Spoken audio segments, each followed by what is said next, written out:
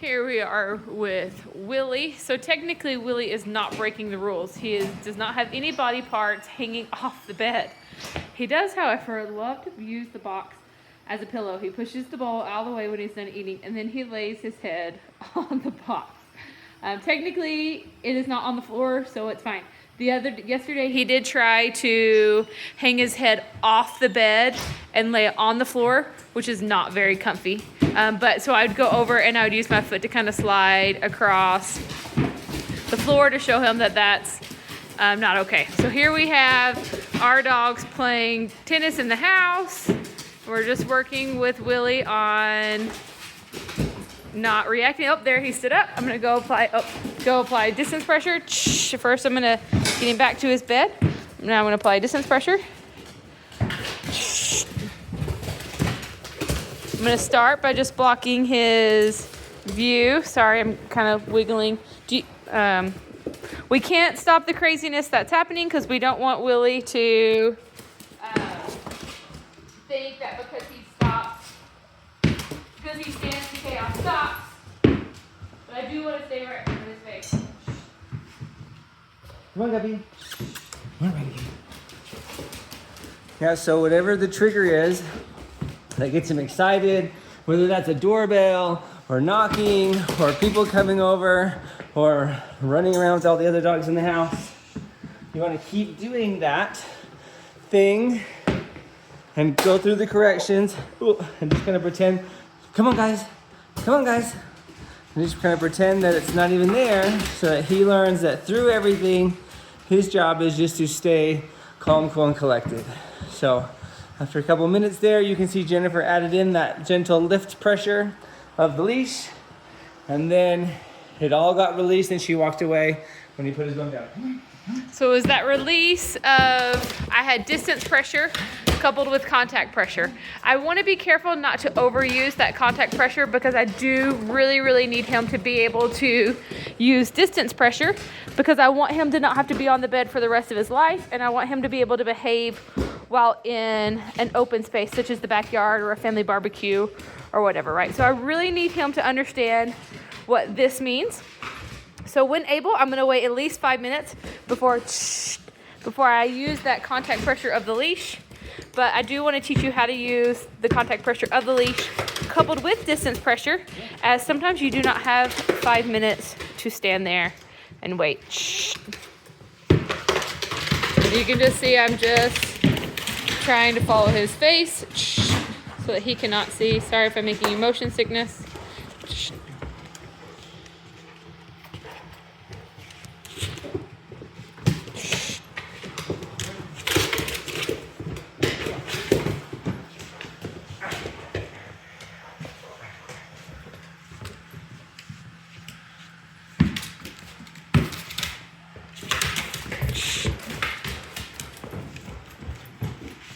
Oh, Willie's so excited. He is beginning to dry hump the air. So I'm gonna go ahead and apply that contact pressure with my distance pressure to help him really get into that calm state. So you can see, there you go, both released. There he stood back up. I'm gonna go right back to it again. And you can see I start again with distance pressure, and then I will add contact pressure. I'm not gonna go straight into contact pressure.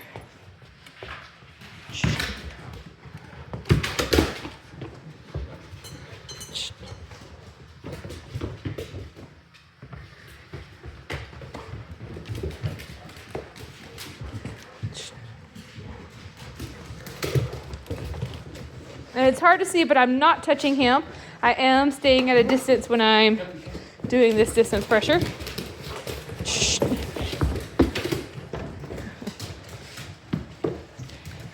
I'm gonna go ahead and grab that leash again. We're getting overly stimulated.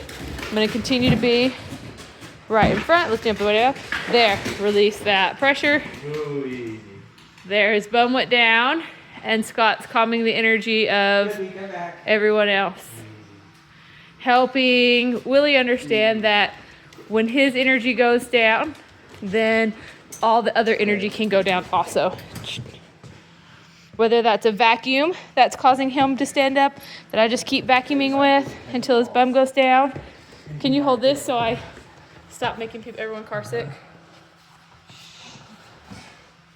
Or if that's the tennis balls and the dog's playing, whatever that is, we need him to learn to control his impulse before that distraction goes away.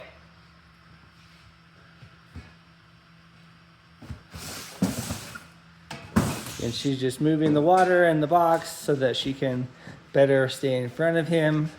So there's not like an avoidance spot there.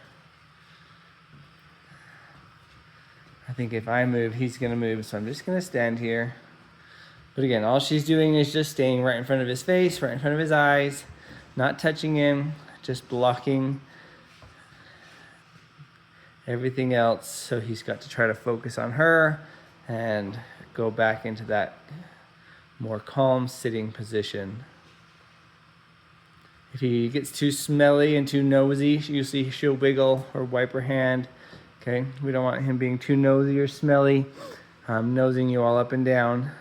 So we just use our hand and do like a blocking motion. You see her wiggle her leg and do a blocking with her leg.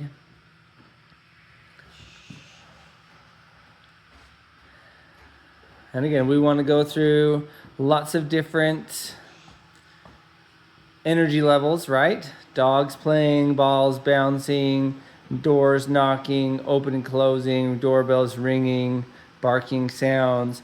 We want to expose him and familiarize him with a lot of those different sounds and energies and things so that we can see kind of what pushes his buttons. Like the balls or the dogs playing here today obviously was a little bit too much that he couldn't handle, right? So that's good. We want to see what things he can handle. No problem. Yesterday with all those sounds and the doors opening and closing, he did really good. But today with the dogs, okay, and the kids yesterday playing, he did really good. Today with the dogs and the balls bouncing back and forth, he's like, oh, that's too much for me. I wanna be involved with this.